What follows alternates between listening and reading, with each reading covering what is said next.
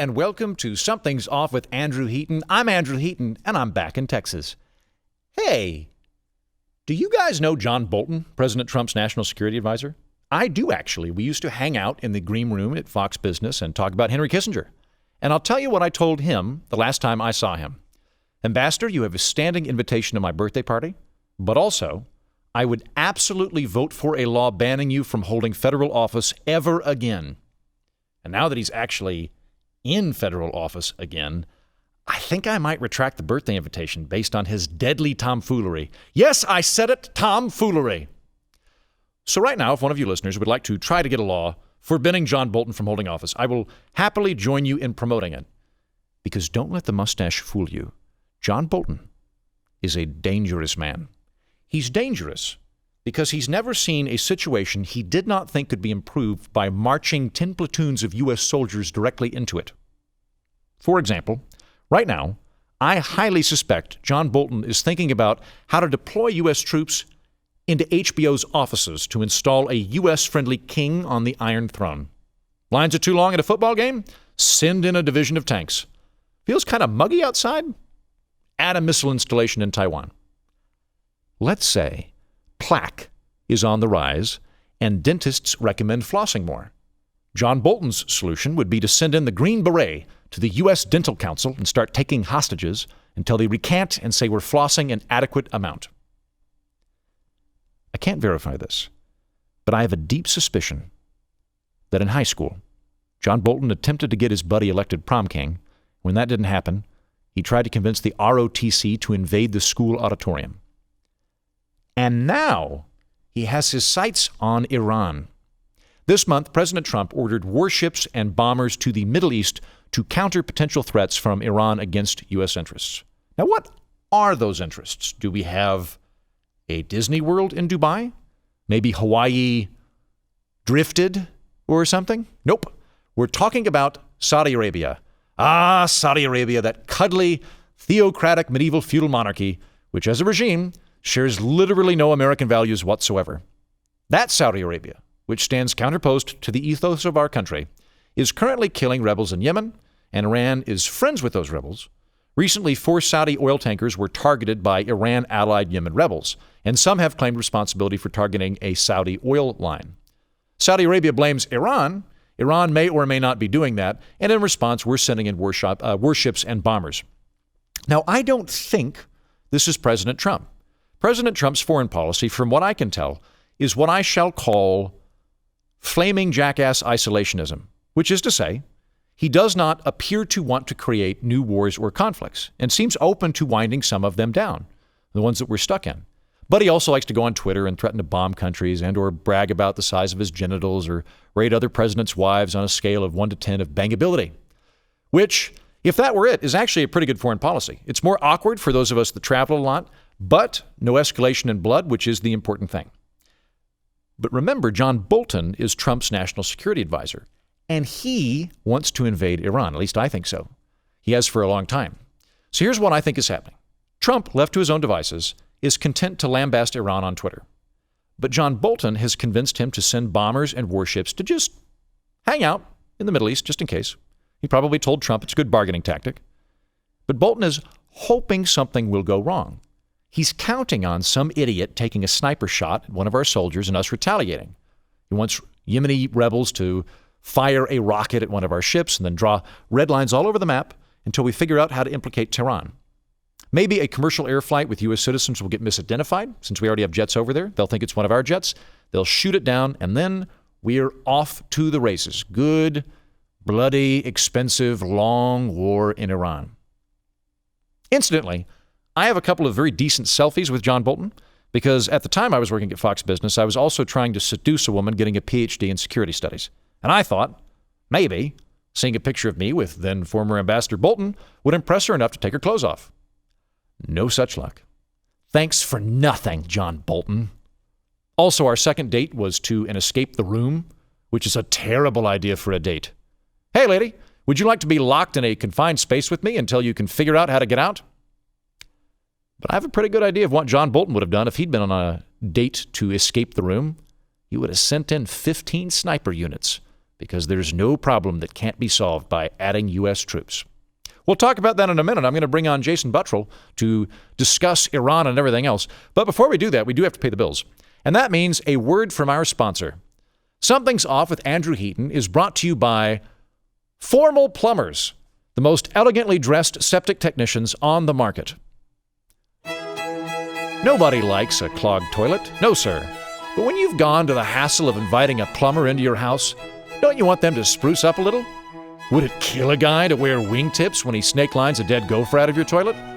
How many times have you watched a plumber unwind a teabag string from your garbage disposal and thought, ugh, sure wish this guy were wearing a tuxedo?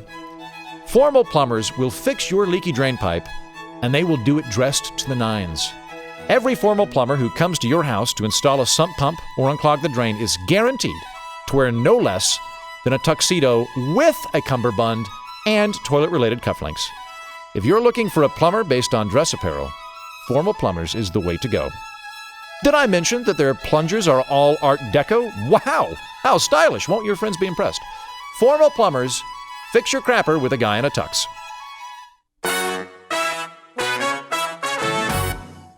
My guest today is Jason Buttrill. He is the chief researcher at The Blaze, a veteran, and a guy who knows a lot about foreign policy. Thanks for coming back on, man. Thanks for having me. I enjoy having you on. You're a fun guest. This is fun. And you know lots of stuff, too. So, like, it works really well. Like, my ideal situation is where basically it almost is a full-on comedy show, but there's like one or two factoids people can use to sound smart when they're getting coffee later in the day. Like that's the goal for the program. I think one of the last times I was here, I had like a Spies Like Us, Chevy Chase, Dan that was Aykroyd really anecdote good. to it. I enjoyed that. Yeah. I hope I can bring it as strong, but I'm not sure. That should be a rule.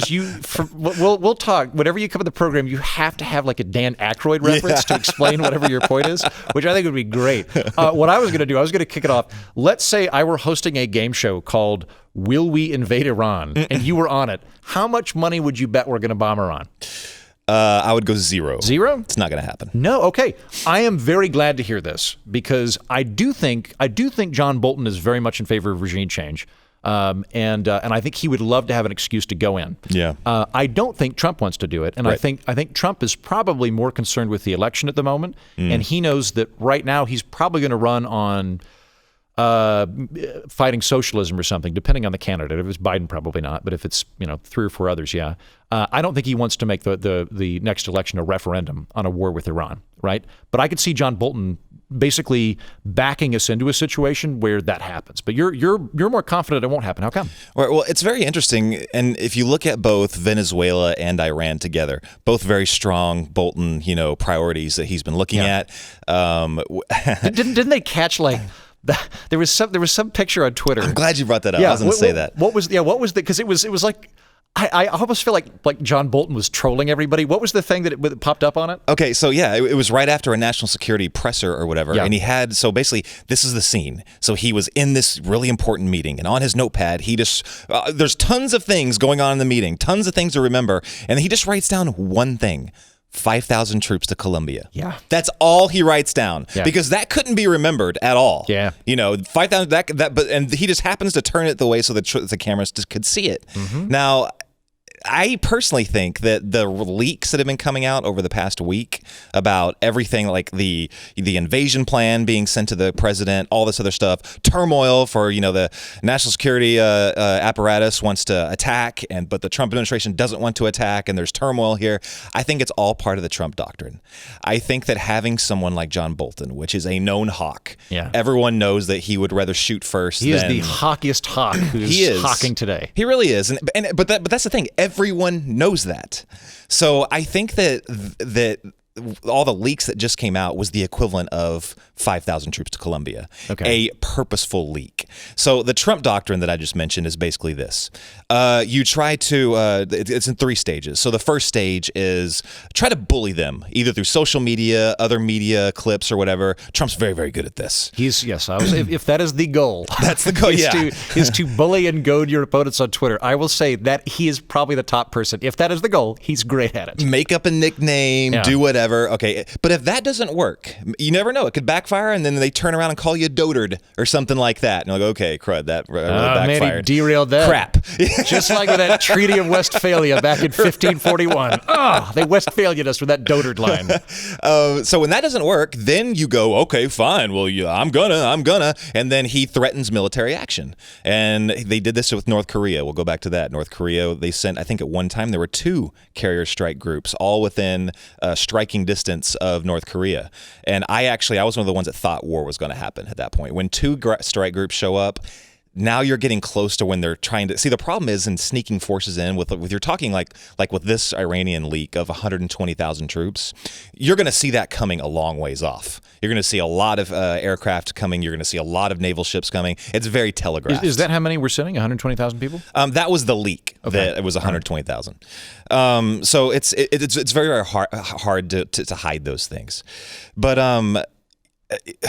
This is, in my opinion, this is not it's not credible to actually kick off like an invasion.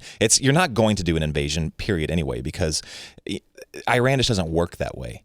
They don't engage it's not in invasion conventional season war right now. It's not invasion season, so that's one thing they have. Is that that's real? a strike against I just them. made that up. Is that true? I feel like is it too hot? When is invasion season? It is actually there is actually in certain parts of the world an invasion season. Yeah, okay, that makes sense. Because like if you were going to invade Southeast Asia, I would do it when it's drier. Right. I would avoid the rainy period because I hate humidity. Burma does their genocide, going towards December, January, stuff like that. But Russia always kicks up tensions with Ukraine around the spring, around those times. You start seeing the flowers blooming, and you're like, looks like some petrol's going to be cut off to Eastern Europe. Right, but beyond that, that's not how Iran operates. Most people think that ISIS was the first, I guess, modern terrorist state when they declared their caliphate, but it wasn't. It was Iran. Iran was taken over by terrorists, and they've been operating that way ever since. They've got a conventional military that's very, very powerful.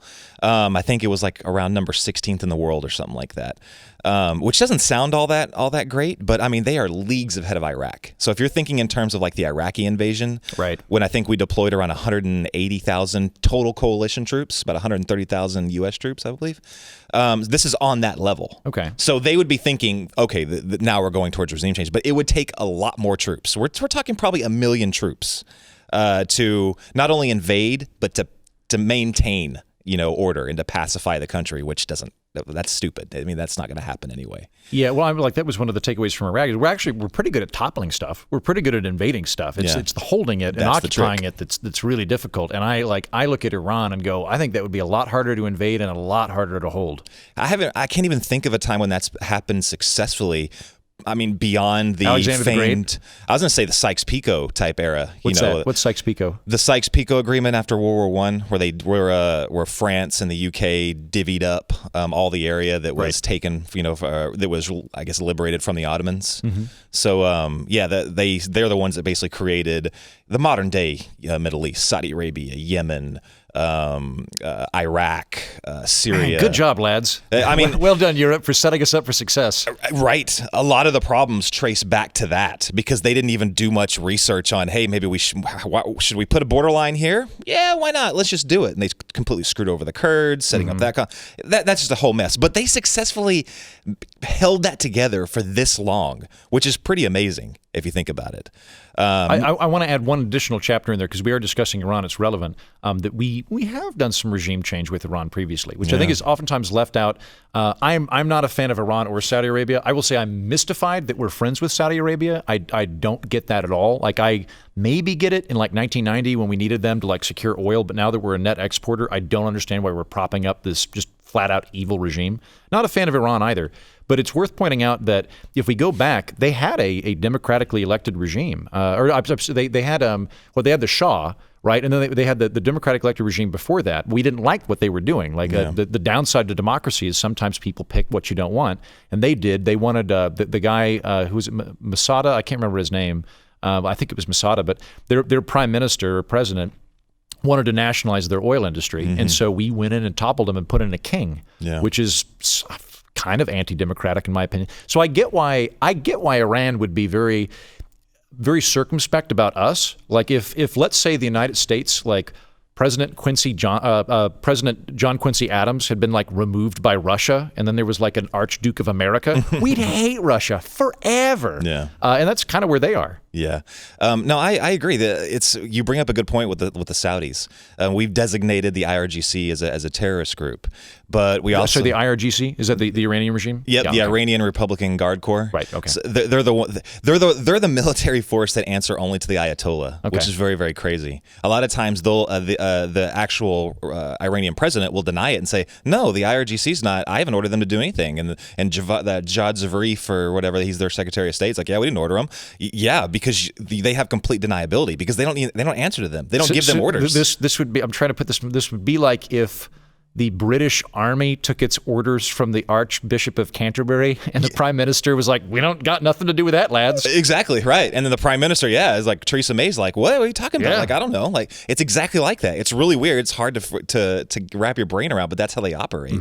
But they don't. But Iran doesn't operate like a conventional military. I'm gonna get back to that for a second, because they use proxy forces. They use Hezbollah, and like they did in Lebanon, they're doing to Iraq exactly what they did to Lebanon, which is very, very scary. Right now, Hezbollah basically runs the country. And way back in the 80s, all these Shia militias were kind of gathering around. They were kind of wandering around aimlessly, doing whatever they wanted. Iran went in, gave them tons of money, gave them a rank structure, and then they're completely under Iran's orders at this point. They get all their money from them, everything. But that's what they're also doing in Iraq. All these Shia militias have been put together under one umbrella, and Iran pretty much is they're now integrated into the Iraqi military. Iraq is screwed, straight screwed. So Iraq is, we just had that missile attack that happened over the weekend. Did you hear about that? I'm not. Okay. This is where, a missile basically landed in our embassy's yard. Yes. There was a missile. Like we woke up, or probably people heard it. I don't know. But a missile hit our embassy. I don't think anybody was hurt or anything, but we think it was from a Shia group in Baghdad. Yep. But because it's Shia, it might have ties to Iran. So they're the group that has been pointed as being responsible for it is a group called Kataib Hezbollah. And Hezbollah they're basically exactly like, they're one of the sister organizations of the main Hezbollah. And the same thing, they have the same ayatollahs and spiritual leaders as, that are connected to Iran. They get all their funding and orders from Iran. The Quds force, Soleimani is the commander. He's the one that directly goes out into Iraq, goes across the border into Iraq, and then hangs out with them. There's social media pictures of this guy doing this. Absolutely insane. He's not even trying to hide it anymore. But they're slowly trying to turn Iraq into Lebanon, which will be very, very scary. So they want to make it a Shia satellite state? Yes. Okay. Which I would say it's almost basically already that. Okay. But what Iran's doing while we're our interests are very, very, I guess, complicated. What Iran wants to do is they're trying to turn Iraq into Lebanon, and they're trying to turn Syria into Lebanon as well. If that's the case, then they will become the preeminent power in the Middle East.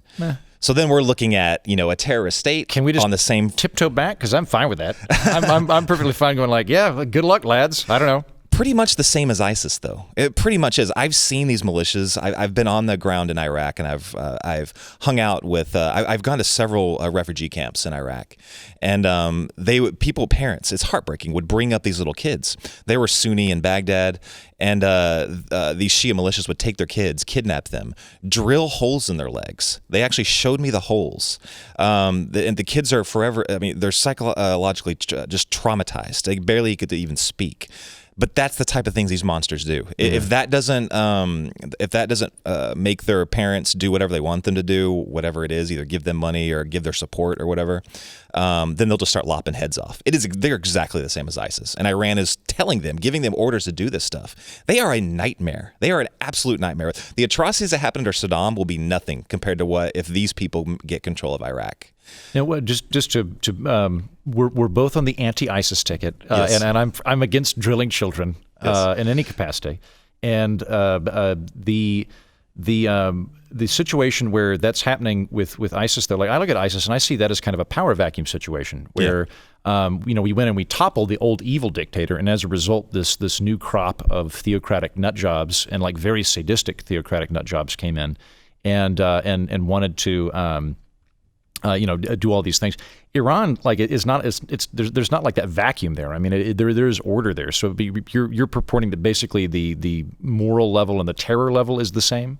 Between the two, yeah, absolutely. They're absolutely the same. Yeah, and there's no vacuum in Iran. Iran's perfectly stable. If there was regime change, which, by the way, let's get this out here now. We don't have to do anything to Iran. The sanctions are doing perfectly fine. The sanctions will work. And that was my. And also they're squeezing Hezbollah as well. Like they're like that. That is having effect on that. Yeah, but that goes to. I said this was the Trump Doctrine has 3 points. Right. So the first one was bombast. Yeah. The second one is threaten military action. The third one is retreat from all that and economic sanctions. That's what he does every single time, and I think that's what they're doing now. There's one carrier strike group right in the area right now, the Lincoln carrier strike group. That's about 6-7 ships, something like that. They're not going to war with that. What they're doing is they're preparing to respond to how Iran always does business: terrorism. I like your analysis. I think you're right. I hope that this is how it pans out. However, I am going to posit that I think John Bolton is the Peter Baelish of politics, but his goal is not to get to the throne. Chaos is a ladder? Yes, chaos is a ladder. He's back there maneuvering all this stuff. And John Bolton doesn't want to be president. He's not trying to get on the Iron Throne, right? He just wants to invade Dorne. Yeah. That's the goal. He wants to invade Dorne and put in a different prince. And so I think this is all possible. It's all possibly going according to Trump's plan, but I think that he would like it if we accidentally backed into something. And I think that's part of the reason we're escalating troops is he's hoping something will happen. And I'll further posit that while Trump has been not, I would like him to be less militaristic, and I would like him to be more dovish than he is. That said, I see him so far as basically an extension of the second half of the Obama administration, and that we've wound down a little bit of stuff. We basically maintained things. We haven't added any new conflicts. Okay, yeah. Right? That said, though, I think if we actually got attacked, I think that he would drop all of this isolationist stuff immediately and swing really hard. That's what worries me. So there was this attack last weekend on the Green Zone, but there was another attack several months ago, and there was a leak came, and it was the same exact thing. It was at the U.S. embassy in Baghdad, and there were some mortars that dropped in basically the same exact location, and they traced it back to these Shia militias directed by Iran. And the leak was, I think this was via New York Times, is that Bolton was furious, and he immediately did the same thing. He drew up a plan of action to do a aerial strike within Iran and respond. And it was Mattis that said, "Whoa, calm down, buddy. Nobody was hurt. No American was killed. This is not a proportional response." And so he had to talk Bolton down off of that. So again, this is a leak, but if there's any truth to that is very, very concerning. That's how he would respond. There's nothing wrong with proportional responses. The problem is you're talking about proxy forces that are fighting here. When Iran said, when the word came out that Iran had told people in Iraq to prepare for proxy war, there's so much deniability that Iran can take there. Right. So they have there's Iranian proxies everywhere that can inflict damage on U.S. or U.S. allies. I didn't want to say anything, but I think my producer Jennings might be an Iranian proxy. So really? Keep your eyes on that guy. Oh, my gosh. Yeah. And my desk is not too far. But let's say that Jennings, who I think is an Iranian proxy, if he rear ends you later today, how do you determine that goes back to Tehran?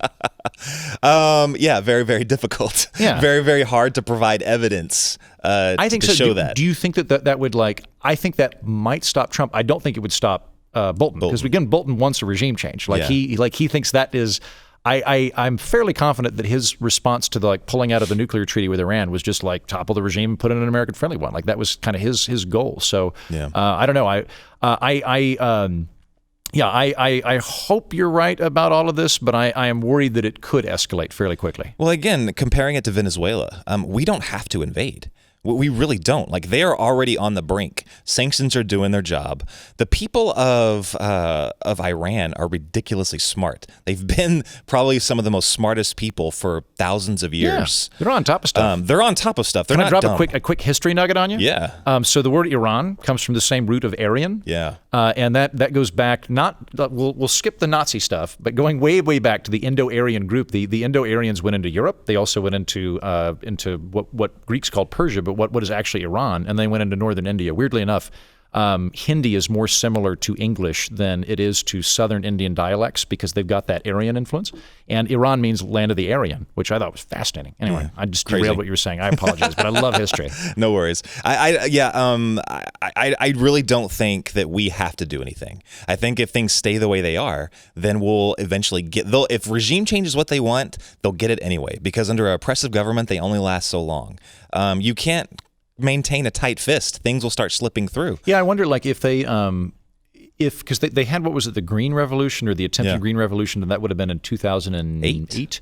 Yeah, and I think if that had coincided with the Arab Spring, maybe that would have been enough. I don't know. At the time, though, they, as I recall, they basically had from our vantage point, a moderate or a reformer that was elected, and I think they just either rigged the election for president, or the Ayatollah just went, nope, we're not doing it. And the United States gave no vocal support to that whatsoever, and instead they gave them the Iran deal, which is disastrous to the cycle that was going on at the time. Okay, so let's talk, we don't have a lot of time left, but let's talk about the Iran deal really quick, because I am in favor of the Iran deal. If I'd been a senator, I would have tried to get it as a treaty and gone with it, because for anybody listening that's not sure what we mean when we mean Iran deal, we're talking about the nuclear treaty, I shouldn't say treaty, the nuclear presidential agreement that was done under Obama. He didn't bother going through the Senate.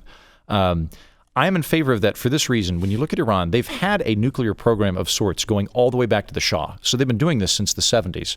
They've got these tunnels going down underneath mountains and things that are so far down there that we could carpet bomb the whole country tomorrow and cause untold misery. And they'd have the nuclear program up to wherever it was within 3 to 6 years, according to Israeli intelligence.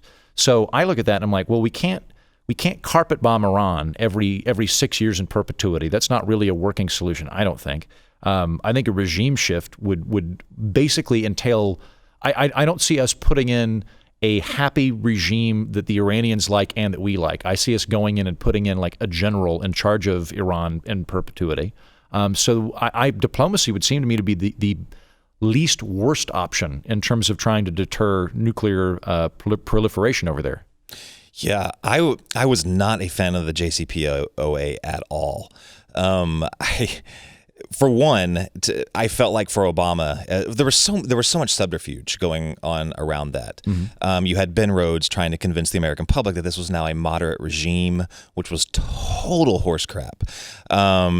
Rouhani was one of the people that helped kick off the nuclear program, for crying out loud. But he was now being painted as the moderate, which was absolutely insane. Well, I think we would be real careful when we're using the term moderate. Like we were talking before the show about British politics and things. Like what we would consider, what the Brits consider a conservative, we would consider fairly progressive in the United States. So telling me it's an Iranian moderate, I'm like, oh, so they kill less gay people. Like, it's like that. Like it may not necessarily mean anything. He is the same as he's basically on the level of John Bolton would be as far as hawkish is concerned with protecting Iran and seeing his Ayatollah's wishes through. You can't get to that position without being personally signed off on by the Ayatollah. So if you agree that the Ayatollah is extremist, then anyone that becomes his president is pretty much exactly in the same vein. He's not. He was not the person that basically we didn't have Ahmadinejad out there anymore. And he wasn't, and Ahmadinejad, we were used at the time to saying crazy stuff all over the place. They finally got somebody in there that wasn't vocal about his crazy. His crazy was still there. He just wasn't as vocal. Yeah. And so President Obama jumped on it at the time and was like, yeah, this is the guy we're going to deal with. Now, the problem is what you were talking about in 2008, they had the Green Revolution. Everything was going down. They were at the point. The people had enough and they were saying, screw this. We're taking our country back. And then we just flushed them with cash. And Obama did this, the way he did it was like the nuclear stuff was whatever. It really wasn't a solution. Do we give them cash infusions or do we just lift sanctions? What was both? Both? Okay, yeah. Yeah, both. We lifted sanctions and we gave them how many $1 billion? I can't remember. Remember that delivery on the tarmac when it was 250, that's a guess, $1 billion or something like that. Just absolutely insane. But we had them at the point. If we just would have left it the way they were, then we probably would have had regime change by now. Interesting. So your position is not we should have sent in tanks to obliterate Tehran. Your position is we should have just held the existing sanctions and they would have toppled themselves? Absolutely. That's always been U.S. doctrine. It's never been to wade into these government affairs. If you think World War I, we stayed back. We did economic aid. We did sanctions. We fought in World War I. We did. I remember that very clearly. I just watched a Peter Jackson documentary on that. We totally went over there. That was so good. It was really good. Oh my gosh. sounds good. But my point is, we waited until the very last minute. World War II is exactly the same. We waited. We're like, no, you Europeans handle your stuff.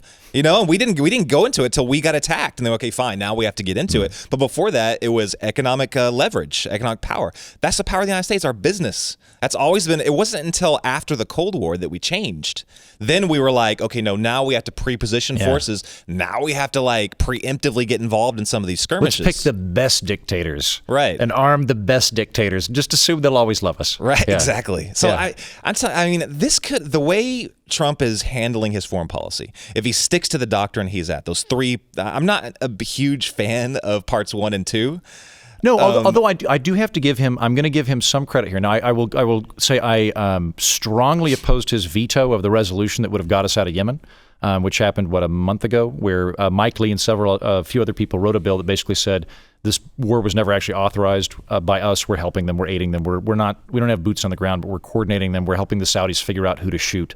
So I was incredibly disappointed that Trump vetoed that just to, I guess, maintain power over an illegal war. That said, he is, while verbally bellicose, he is not hawkish, and that's good. I would prefer a isolationist jackass over a very svelte and civil hawk.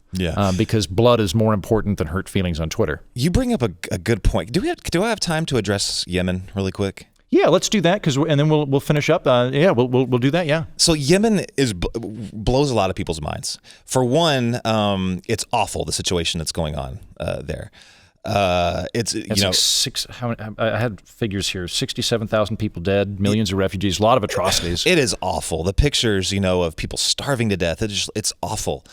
And it isn't illegal. We shouldn't be. The Congress needs to they need to bring up to a vote and say, okay, fine, you want to do this, and then which I think they already have. Which legally they have to anyway, because the 1973 War Powers Act. We can't just have troops someplace for more than 90 days, and we've been there since the Obama administration. Yeah, the post 9/11 rules on deploying forces are ridiculous. The Patriot Act was if there's a terrorist kind of in the neighborhood, as long as there's a terrorist within Frisbee distance, you can just do whatever you want. Right? They got to get rid of that, but they need to vote on it. But Yemen is crucial, and most of the time when the media reports on it, they never talk about how the whole thing started. They never talk about how an Iranian proxy force, the Houthis, were the ones that were the main culprits in this. And the reason why Saudi Arabia is so concerned with this, the reason why we are so concerned with this, is all because of geography. So Yemen just has the horrible. I don't know how to. They just it's their thing to deal with, their geographical situation where they're at. And if you look, the two of the most major and important oil straits run, the Strait of Hormuz. Everyone knows about that. The Persian Gulf going up through there. So Saudi Arabia looks like a big boot, like a fatter boot than Australia, fatter, shorter boot, like a Santa Claus boot. You mean Italy? Fatter than Italy. And on the toe is based. That's like UAE, Oman. That's Strait of Hormuz. On the other side, the heel of the boot is called a strait called the Bab el Mandeb Strait. Okay. That's Yemen. Now the Houthis, where they were attacking, was right on that heel, right on the Bab el Mandeb Strait. Because why weren't they attacking the other side? Because the other side, the Iranians can already shut that one down. Because that's where Iran is at right there. And that's where they've threatened to shut down. Now, if the Houthis successfully take Yemen, if they take that heel, then they will be able to shut down not one, but two straits, two of the most heavily trafficked straits trafficking oil. That would cripple oil prices. Oh my gosh, they would skyrocket. Yes, we do. We're an exporter now. We make all of our own oil, but the global price is fixed. So the global price fluctuates. Yeah. So if they shut those two down, if they shut one of them down, prices skyrocket. If they shut two of those down, that's insane. That's what all of this is about. It's that Yemen is all about that one little strait that traffics the oil. That's it. Okay. That's fascinating. I did not realize I just assumed it was basically there are Shias in Yemen, and therefore Iran wanted to help out their Shia buddies, whereas Saudi Arabia wanted to keep the Sunnis in charge. I didn't realize there'd be geopolitical strategy there, which makes sense though now that I think about it, because Iran's smart. It's an intelligent player. Second to none. Maybe Russia and Iran. They're both 1 and 2 in asymmetrical warfare. Russia's got their little green men. Iran has their proxy forces, their militia forces. Second to none, those two. I mean, they are great at it. H.R. McMaster once said there's only two ways to fight the United States. Asymmetrically, which those two do, and the second is stupid. Russia's not going to war with us. That'd be stupid. We'd take them out. We'd annihilate them. Iran's not going to war with us. They know this. The primary objective of a regime is regime survival. Attack the United States, do it too aggressively, their regime does not survive. They know this. So they're going to go back to their roots. Asymmetrical, proxy force on proxy force, which is the exact same thing that's been happening over the past, those ships that got taken out or that got damaged, about a week ago? This new missile attack, proxy forces. That's what they're going to do. As long as we can keep a cool head, then we're not going to war. I certainly hope so. Jason, thank you for coming on the program. Once again, I am smarter for having spoken to you. Thank you, sir. I enjoyed you coming on. Thank you. Bet.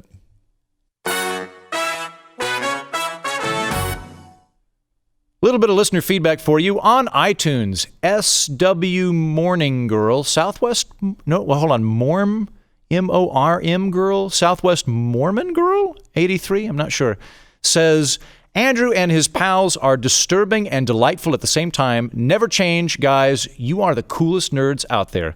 Thank you.